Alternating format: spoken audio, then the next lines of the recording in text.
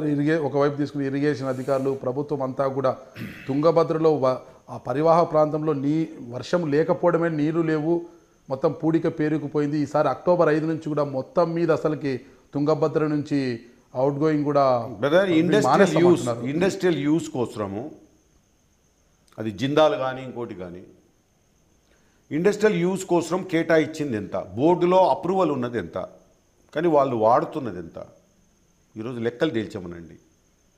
అన్నీ అబద్ధాలే, చేతగానటువంటి పరిపాలన ఇది. కర్ణాటకతో అమితుమి తేల్చుకునేటటువంటి వ్యవహారాన్ని వదిలిపెట్టి ఈరోజు అన్ని అబద్ధాలు చెప్తూ పటిసీమ నుంచి నీళ్ళు ఇస్తాం, పోలవరం పూర్తి చేస్తాం, ఇంకోటి చేస్తామని చెప్పి కాదు.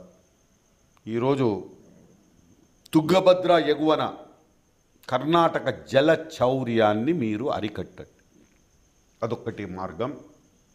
అందుకే నీళ్లు రావడం లేదు. డ్రింకింగ్ వాటర్ పర్పస్కు, ఇండస్ట్రియల్ పర్పస్ కోసం నీటిని ఎగరేసుకు తీసుకుపోతుంది కర్ణాటక. ఆ ప్రాంతంలో ఉన్నటువంటి ఆ ప్రభుత్వం, ఆ ప్రాంతంలో ఉన్నటువంటి రైతులు కానీ కిందికి రాకుండా చేస్తున్నారు. అందుకే నీళ్ళు రావడం లేదు. వర్షాలు లేక కాదు, అబద్ధాలన్నీ కూడా. తుంగభద్ర బోర్డు తీసుకుంటే ఆన్ అండ్ ఆఫ్ పద్ధతిలో కెనాల్ హెచ్ఎల్సీకి కానీ కేసీ కెనాల్కి కానీ మనం నీటిని విడుదల చేస్తాం 15 రోజులకు ఒకసారి ఆన్ అండ్ ఆఫ్ పద్ధతిలో అంటారు. ఇది ఎంతవరకు కరెక్ట్? బ్రదర్, ముందు మీరు జల చౌర్యం, కర్ణాటకలో కట్టిన ఇల్లీగల్ ప్రాజెక్ట్స్ను గురించి ముందు మీరు ఒక శ్వేతపత్రాన్ని రాయలసీమ వాసుల ముందర, ఈ స్టేట్ ప్రజల ముందర పెట్టండి. ఇల్లీగల్ ప్రాజెక్ట్స్ ఎన్ని కట్టారు, ఎన్ని డ్యామ్స్ కట్టారు, ఎన్ని చెక్కు డ్యాము అనే పేరు మీద ఎన్ని ఇరిగేషన్ డ్యామ్స్ కట్టారో ముందు తేల్చండి. మీరు దాని గురించి ఎందుకు మాట్లాడడం లేదు?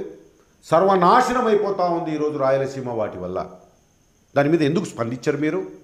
ఎందుకు మీరు బబ్లీ మీద చూపించినటువంటి ఆందోళన, బబ్లీ మీద చేసినటువంటి మరి ఆనాడు ధర్నాలు, ఎందుకు మీరు ఇక్కడ ఇల్లీగల్ ప్రాజెక్ట్స్ కడతా ఉంటే ఎందుకు చేయడం లేదు?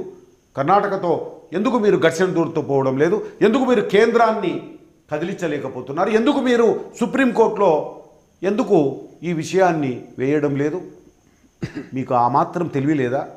కనీసం జయలలిత కాడికన్నా పోండి, లేకపోతే కర్ణాటక దగ్గరికి పోండి, చెప్తుంది ఎట్లా పోవాలా, ఏం రకంగా చేయాలా, లీగల్గా ఏ బ్యాటిల్ చేయాలని ఆమెనన్నా నేర్పిస్తుంది మీకు పాఠాలు. సిగ్గులేదు మీకు? ఇల్లీగల్ ప్రాజెక్టు కడతా ఉంటే మీరు మాట్లాడరా? సిగ్గులేదా?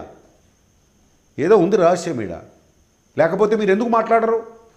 అందుకే మేము అడుగుతున్నాం, ఇల్లీగల్ ప్రాజెక్ట్స్ మీద ఒక శ్వేతపత్రాన్ని ప్రజల ముందు పెట్టమని చెప్పి, కర్ణాటకలో కడుతున్న ఇల్లీగల్ ప్రాజెక్ట్స్ మీద తుంగభద్ర పైన. అంటే తుంగభద్రలో పూడిక పేరుకుపోయి ప్రతి ఏటా మొత్తం వరద నీరంతా వృధాగా పోతుంది. సమాంతర కాలువ కడితే హెచ్ఎల్సీ గనికి లాభం ప్రయోజనం చేకూరుతుంది. అంటే అది ఎందుకు జాప్యం జరుగుతుంది అంటారు? Very very good question. Anantapuram జిల్లా ఇదేదో పంపులతో కొట్టేటటువంటి ఈ ఏవైతే వరద నీటి మీద ఆధారపడి బతికేది చాలా కష్టం, కానీ సమాంతర కాలువ అన్నది చాలా ముఖ్యమైనది అనంతపురం జిల్లాకు. అది ఒక గుండకాయ లాంటిది అనంతపురం జిల్లా, కరువు తీర్చేటటువంటిది. ఈరోజు జలచౌర్యం అక్కడ కూడా ఏదైతే హెచ్ఎల్సీ ఉందో, హెచ్ఎల్సీ కర్ణాటకలో పారి రాయలసీమలోకి ఎంటర్ అవుతుంది. పారినంతసేపు దోపిడీ జరుగుతూ ఉంది. సమాంతర కాలువ అన్న ప్రపోజల్ చాలా కాలం నుంచి ఉంది. వాస్తవంగా బ్రిజేష్ కుమార్ ట్రిబ్యునల్ కొత్తగా ఏర్పడినటువంటి, కొత్తగా అంటే మరి బచావత్ తర్వాత బ్రిజేష్ కుమార్ది ఏర్పడింది. మీకు తెలియజేయాలి, బ్రిజేష్ కుమార్ ట్రిబ్యునల్ వాదనలు జరిగేటప్పుడు రిమైండర్స్ రాశాడు ఆయన, బ్రిజేష్ కుమార్.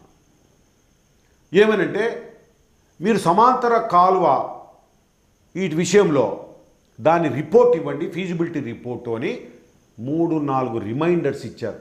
ఆ రిమైండర్స్ కూడా గవర్నమెంట్ దగ్గర ఉన్నాయి. సిగ్గు లేదు. ఆ రిమైండర్స్కు లెటర్ కూడా రాయలేదు. అప్పుడు ముఖ్యమంత్రిగా వైఎస్ రాజశేఖర రెడ్డి గారు ఉన్నారు. ఈరోజు నష్టపోయింది రాయలసీమ. సమాంతర కాలువ ట్రిబ్యునల్ అడిగితే కూడా రిపోర్టు ఇవ్వని పరిస్థితుల్లో ఉంటే వీళ్ళ చేతగాంతనము, వీళ్ళ యొక్క రాయలసీమ మీద ఉన్నటువంటి చిన్న చూపు ఏదో బయటపడతా. మరి సమాంతర కాలువ దాని ప్రయత్నమే మానేశారు మన వాళ్ళు. అసలు సమాంతర కాలువ గురించి మాట్లాడరు. ఇది ఎప్పటి నుంచో ఉంది డిమాండ్ చెప్పమనండి. అనంతపురం నాయకులను చెప్పమనండి. అనంతపురంలో నుంచి ఎన్నికైనటువంటి ప్రజాప్రతినిధులను చెప్పమనండి. ఎప్పుడైనా సమాంతర కాలువను గురించి ఎప్పుడైనా అసెంబ్లీలో మాట్లాడినారా? ఎప్పుడైనా పార్లమెంట్లో మాట్లాడినారా? వీళ్ళు ఎప్పుడైనా సమాంతర కాలువ కావాలని కూడగట్టి పోయి కేంద్రాన్ని కదిలిచ్చారా? లేదే. సమాంతర కాలువ గురించి మాట్లాడు. గట్ల మీద స్నానం ఇది చేస్తారు, గట్ల మీద నిద్రపోతారు, పాదయాత్రలు చేస్తారు. సిగ్గు లేదు వీళ్ళకు. మీరు పాదయాత్రలు చేస్తున్నది, మీరు ప్రజలను తప్పుదో పట్టిస్తున్నది, మీరు చేతగానటువంటి నాయకులు. మీరు ఒకటి గమనించాలి నాయనా, అవి నికర జలాలు కాదు నాయనా, వరద నీళ్ళు నాయనా. ఎప్పుడో 100 ఏళ్ళకు వచ్చే వరద మీద ఆధారపడాలి నాయనా. ఇది గమనించవలసిందిగా మనం చేస్తా ఉన్నా. రైట్. ఇక రాష్ట్ర విభజనతో జరగాల్సిన నష్టం జరిగిపోయింది. రాష్ట్ర విభజన అప్పుడు 189 ప్రత్యేక హోదా అడుగుతున్నారు. అయితే ప్రత్యేక హోదా రాదు, ఇవ్వలేమని కేంద్రం చెప్పేసింది. దానికి సమానమైన ప్యాకేజ్ ఇస్తామంటారు. ఒకవైపు కేంద్ర మంత్రి వెంకయ్యనాయుడు 2,25,000 కోట్ల లబ్ధి చేకూరుతుంది ఏపీకి అని చెప్తుంటే, ఇక్కడ చూస్తే 70,000 కోట్లు లబ్ధి చేకూరుతుంది చంద్రబాబు నాయుడు చెప్తున్నారు. ఇది ప్రజలను గందరగోళం పట్టిస్తుంది. దీని గురించి సరే బ్రదర్, 70,000 కోట్ల లెక్కేసుకుందాం మనము. రాజీవ్ గాంధీ మాట ఏంటి? 70,000 కోట్లలో 10% మాత్రమే ప్రజలకు చేరుతుంది, 90%